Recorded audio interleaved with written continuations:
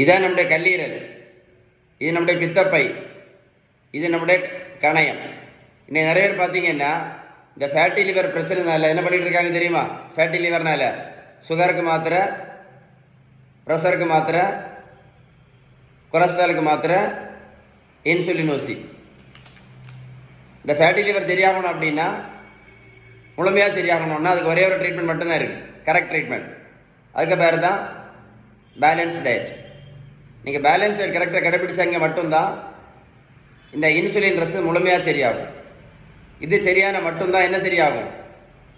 Fatty liver முழுமையாக சரியாகும். உங்களுக்கு பேலன்ஸ் டயட்டை பற்றி ஏதாவது சந்தேகம் இருந்தால் கண்டிப்பாக இந்த நம்பரில் கால் பண்ணி பேசுங்க. உங்களுக்கு யாருக்கா உதவி பண்ணணும்னு விருப்பம் இருந்தால் இந்த வீடியோ உங்களுக்கு லைக் பண்ணி ஷேர் பண்ணி கொடுங்க. மருத்துவத்தில் ஸ்டாண்டர்ட் புத்தகம் ஹாரிசன் என்ன சொல்ல தெரியுமா?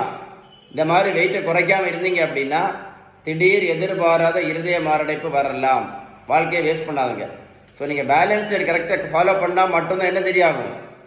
இந்த ஃபேட்டி லிவர் சரியாகும். இந்த பித்தப்பையில் கல் வராமல் தடுக்கலாம்.